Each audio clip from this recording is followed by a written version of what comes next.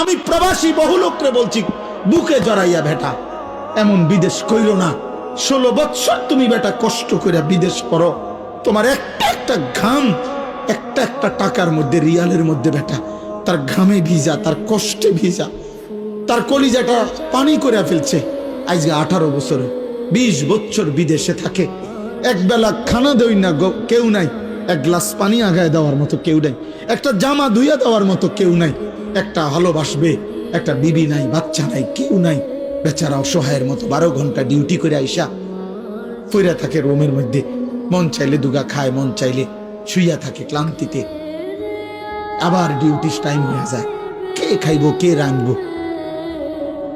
এত কিছুর বিনিময়ে তোমার স্ত্রী দেশে বাজারে বাজারে ঘুরে গেরাম চুক্তি বেড়াইতে লগে কথা কয়, তোমার ছেলে নামাজ পড়ে না, তোমার মেয়ে অসৎ চরিত্রবান, চরিত্রহীন কোন লম্পটের সাথে হারাম প্রেম করছে, আর তুমি বিদেশ করতে আসো।